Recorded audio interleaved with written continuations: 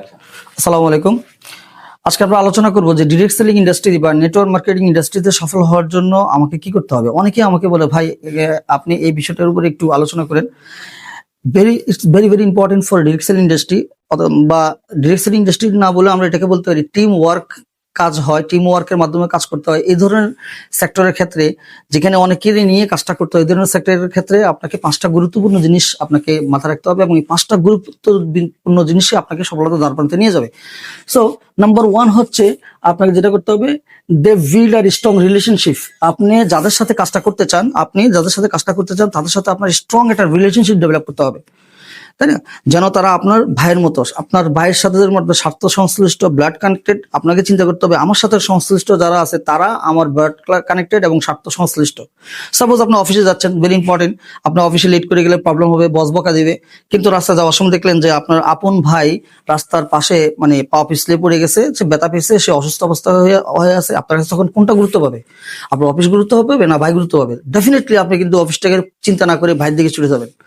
আমরা রাস্তা দিয়ে যখন যাই, অনেক সময় এরকম দুর্ঘটনা দেখি, আমরা ওদিকে তাকাই না, কারণ আমার অফিস টাইম 15 মিনিট আছে, আমি ওখানে সময় দিতে গেলে আমার অফিস লেট হয়ে যাবে। এক্স্যাক্টলি আপনার ভাইকে আপনি যেভাবে গুরুত্ব দিচ্ছেন, ঠিক আপনার সাথে যারা কাজ করবে, আপনার টিম মেম্বারদেরকে আপনি এইভাবে গুরুত্ব দিবেন, তাদেরকে আপনি এইভাবে আপনি রিলেশন করবেন। আমরা অনেক সময় দেখি যখন লাঞ্চ টাইম হয়, আমরা আস্তে করে নিজে একা নেমে গিয়ে একা একা লাঞ্চ করি, কিন্তু দুইজন আমার পার্টনার, বিজনেস পার্টনার অফিসে কিন্তু বসে আছে ক্ষুধার্ত। আমার কথা হচ্ছে, আমার পকেটে যদি 20 টাকা থাকে, আমার পকেটে যদি 100 টাকা থাকে, তাহলে আমি যাই থাকুক না কেন, আমি দুজন আছে, একজন আছে, আমরা ভাগ করে খাবো। হ্যাঁ, হয়তো এই টাকা দিয়ে হয়তো ডাল ভাত খাওয়া যাবে না, রুটি কলা তো খাওয়া যাবে, চা বিস্কুট তো খাওয়া যাবে। অলওয়েজ আমি তাদেরকে কি করব, এই সম্পর্কটাকে আমাকে স্ট্রং করবো। সেকেন্ড যে জিনিসটা, সেটা হচ্ছে সিরিয়াসলি কাজটা করতে হবে। কারণ আপনি যদি ডিরেক্ট সেলিং ইন্ডাস্ট্রিতে কাজ করেন, আপনাকে মোর মোর মোর সিরিয়াস। আর ইন্টারেস্টিং বিষয় হচ্ছে, আপনি যত সিরিয়াস হবেন, আপনার রেজাল্টও তত দ্রুত আসবে। প্রথম দিকে কিন্তু আপনি অনেক হার্ড ওয়ার্ক করবেন, আউটপুট কিন্তু অনেক কম আসবে। কিন্তু যখন আপনি আস্তে আস্তে কাজের পরিমাণ বাড়া দিবেন, আস্তে আস্তে কিন্তু আপনার আউটপুটের পরিমাণও বাড়বে। একটা নির্দিষ্ট সময় এসে কিন্তু আপনি ইনপুট না দিলেও আউটপুট আসবে। এটা অনেকটা হচ্ছে, আমি যদি একটা পাহাড়ে একটা বড় গাড়ি কিংবা বড় একটা বস্তা যদি আমি টেনে নিয়ে যাই, তাহলে টেনে উপর দিয়ে উঠেতে আমার যে পরিমাণ কষ্ট হবে অনেক বেশি। মধ্যাকর্ষণ শক্তিকে আমি যদি বাদ দিয়ে, আমি যদি এরকম এটাকে, পাহাড়টাকে এখান থেকে যদি আমি একটা গাড়িটাকে উঠানো শুরু করি, তাহলে আমার অনেক কষ্ট হবে, অনেক কষ্ট হবে। এবং যত উপরে যাবো, কষ্ট পরিমাণ তত বেশি, কারণ মধ্যাকর্ষণ শক্তি আমাকে নিচে টেনে নিয়ে আসার চেষ্টা করবে। কিন্তু ইন্টারেস্টিং বিষয় হচ্ছে, এই পয়েন্টে আসার পর আমি যদি বস্তাটা ছেড়ে দিই, তখন আমি যদি বসেও থাকি, তাহলেও কিন্তু বস্তাটা এই জায়গায় চলে আসবে। সো আপনাকে কিন্তু সিরিয়াসলি কাজটা করতে হবে। সেকেন্ড হচ্ছে, লিড বাই এক্সাম্পল। আপনি যে কোনো কাজ তাদেরকে শেখানোর ক্ষেত্রে, আপনার টিমকে যে কোনো কাজ শেখানোর ক্ষেত্রে নিজে করবেন। কখনোই আমি শব্দটা ব্যবহার করবেন না, আমরা শব্দটা ব্যবহার করবেন। চলেন কাজটা করি, এবং আপনি ফার্স্ট করবেন, এবং এই করাটা দেখে আরেকজন কিন্তু শুরু করে দেবে, আরেকজন কিন্তু আপনাকে ফলো করবে। সো আপনি যদি তাকে কোনো একটা বিষয় যদি আপনি বলেন যে ভাই আপনি কাজটা করেন, তাহলে সে কাজটা করবে না। কিন্তু আপনি যখন করা শুরু করে দিবেন, কাজটা শুরু করে দিবেন, করে একটা এক্সাম্পল তৈরি করবেন, তাহলে কিন্তু আপনি সফল হতে পারবেন। আমি এমন একজন সফল ব্যক্তিকে জানি, যে সর্বপ্রথম কাজটা শুরু করেছিল আমাদের মেহেদি হাসান নামে এক আমার ভাই বন্ধু।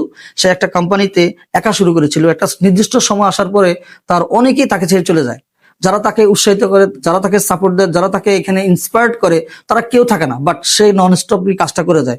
আপনার শুনলে অবাক হয়ে যাবেন, যারা তাকে ছেড়ে চলে গেছে, ইভেন যারা তাকে এখানে নিয়ে আসছে, তারাও অনেকে সফল হতে পারে নাই। সে অনেকের ডিঙিয়ে কিন্তু সফলতার শীর্ষ মঞ্চে চলে আসছে।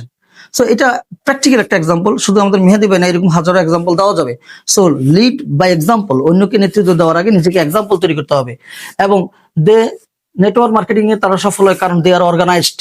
এখানে ইউনিটির কোনো বিকল্প নাই। সফল হতে গেলে আপনাকে একতাই বল, একসাথে কাজ করতে হবে, অন্যের মেধার সাথে নিজের মেধার সমন্বয় করতে হবে, সারে গামার মতো। অর্থাৎ এটা বিষয়টা হচ্ছে অনেকটা এরকম, যে 10 জন ব্যক্তির কোমর আমরা রশি পেঁচাই দিই, তাহলে একজন পা পিছলে গেলেও কিন্তু সে পড়বে না, সে বাকি 9 জন তাকে ধরে রাখবে। আর একজন যদি সফল হতে চায়, তাহলে বাকি 9 জন পিছন থেকে তাকে ধাক্কা দিবে। তার মানে ব্যর্থতা এবং সফলতা একসাথে গেঁথে যাবে। সো আপনি যদি ডিরেক্ট সেলিং ইন্ডাস্ট্রিতে সফল হতে চান, তাহলে আপনাকে অর্গানাইজড হইতে আগাইতে হবে। কারো মেধা একটু বেশি, কারো মেধা একটু কম, কেউ একটু দূরে চলে, যার যে কোয়ালিটিটা ভালো তাকে ওই কোয়ালিটি দেন। কেউ প্রেজেন্টেশন এক্সপার্ট, তাকে শুধু প্রেজেন্টেশন দায়িত্ব দেন, যে আপনার কাজ হচ্ছে অবশ্যই প্রেজেন্টেশন করা। কেউ ইনভাইটেশন অ্যাপ্রোচে এক্সপার্ট, তাকে শুধু অ্যাপ্রোচের দায়িত্ব দেন, যে আপনার কাজ হলো অ্যাপ্রোচ করা। আবার কেউ দেখা গেছে ট্রেনিং এক্সপার্ট, তাকে বলেন যে আপনার কাজ হচ্ছে এই টিমটাকে ট্রেন আপ করা। আবার কেউ দেখা গেছে ক্লোজিং এক্সপার্ট, হ্যাঁ, অবজেকশন হ্যান্ডলিং এক্সপার্ট, তাকে আপনি অবজেকশন হ্যান্ডলিং এর কাজটাই দেন, যে আমাদের মধ্যে থেকে আপনি এই বিষয়ে এক্সপার্ট, আপনি এটাকে করেন। তাহলে এইভাবে অর্গানাইজড হয়তো কাজটা করতে হবে। এবং ফাইনালি কোনো কিছুই হবে না যদি আপনি একটা গোল সেট না করেন। এত কিছু আমি কেন করব? সফল হওয়ার জন্য করব। সে সফলতার একটা গোল সেট করতে হবে। আগামী 3 মাস, আগামী 6 মাস কিংবা আগামী অমুক বছরে আমরা এই বিষয়টা পেতে চাই। That is call set up your goal. যদি আপনি গোল সেট করেন, গোলটাকে টার্গেট করে আপনি এভাবে কাজ করবেন, ডেফিনেটলি আপনি ডিরেক্ট সেলিং ইন্ডাস্ট্রিতে সফল হবেন। ধন্যবাদ সবাইকে, আসসালামু আলাইকুম।